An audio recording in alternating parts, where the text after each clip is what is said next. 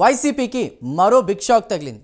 ఎన్నికల్లో ఓటమి తర్వాత వైసీపీకి ఒక్కో నేత గుడ్ బై చెప్తున్నారు. ఎన్నికల ఫలితాలు వచ్చిన దగ్గర నుంచి మొదలుకొని ఇప్పటి వరకు అనేక మంది ఆ పార్టీకి గుడ్ బై చెప్పేశారు. అదే బాటలో ఇప్పుడు విశాఖ డైరీ చైర్మన్గా ఉన్న అడారి ఆనంద్ కుమార్ వైసీపీకి రాజీనామా చేశారు. ఇంతకీ అడారి ఎందుకు రాజీనామా చేయాల్సి వచ్చింది? దాని వెనుక అసలు ఏం జరిగింది? Watch this story.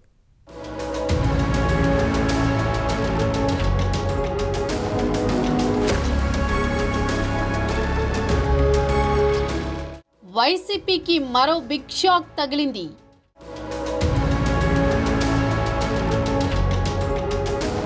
ఓటమి తర్వాత పార్టీకి గుడ్ బై చెప్తున్న నేతలు.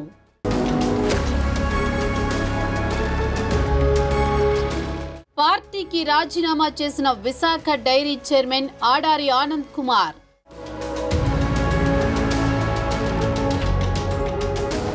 అడారి బాటలోనే మరికొంతమంది లీడర్లు.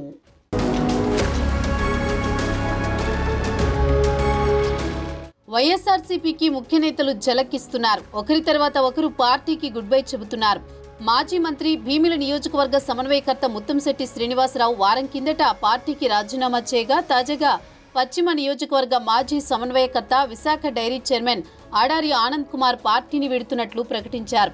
ఆయనతో పాటు ఆయన సోదరి యలమంచిలి మున్సిపల్ చైర్పర్సన్ పిల్లా రమాకుమారి కూడా వైసీపీ ప్రాథమిక సభ్యత్వానికి రాజీనామా చేస్తున్నట్లు ప్రకటించారు. వ్యక్తిగత కారణాల వల్ల రాజీనామా చేస్తున్నారంటూ రాజీనామా పత్రాన్ని పార్టీ అధ్యక్షుడు వైఎస్ జగన్ కు పంపినట్లు తెలిపారు. అయితే రమాకుమారి 5 ఏళ్ల క్రితం వరకు టీడీపీలోనే ఉన్నారు. 2014లో టీడీపీ తరపున మున్సిపల్ చైర్పర్సన్ గా పనిచేశారు. అయితే 2019 ఎన్నికల్లో టీడీపీ ఓటమి తర్వాత ఆమె వైసీపీలో చేరారు. తాజాగా ఆ పార్టీకి కూడా గుడ్ బై చెప్పేశారు. ఆడారితో పాటు రాజీనామా చేసిన వారిలో విశాఖ డైరీలో డైరెక్టర్లుగా ఉన్న మరో 12 మంది కూడా వైసీపీకి గుడ్ బై చెప్పేశారు. ఇక మాజీ ఎంపీ ఎంవివి సత్యనారాయణ, డీసీసీబీ మాజీ చైర్మన్ కోలా గురువులు, స్మార్ట్ సిటీ కార్పొరేషన్ మాజీ చైర్మన్ గన్నమణి వెంకటేశ్వరరావు వంటి వారు పార్టీ కార్యక్రమాలకు హాజరు కావడం లేదు.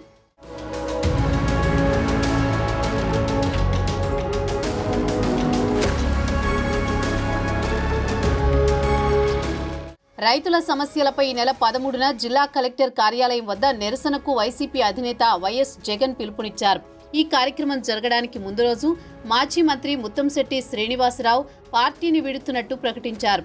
విద్యుత్ ఛార్జీల పెంపునకు నిరసనగా ఈ నెల 23న ఈపీడీసీఎల్ సీఎండీ కార్యాలయం ముందు నిరసన కార్యక్రమానికి వైసీపీ నిర్ణయించింది.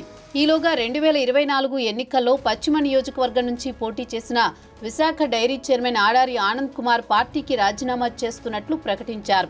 అసలు వీరి రాజీనామా వెనుక ఏం జరిగిందనే దానిపై ఆసక్తికరమైన చర్చ నడుస్తోంది.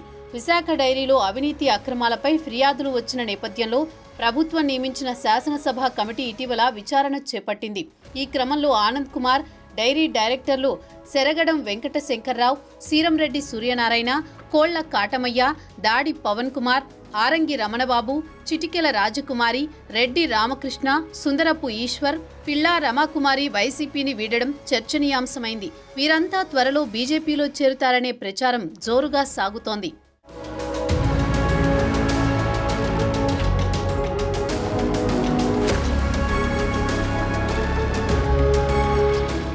అడారి ఆనంద్ కుమార్ గత ఎన్నికల్లో వైసీపీ తరపున విశాఖ పశ్చిమ నియోజకవర్గం నుంచి పోటీ చేసి ఓడిపోయారు.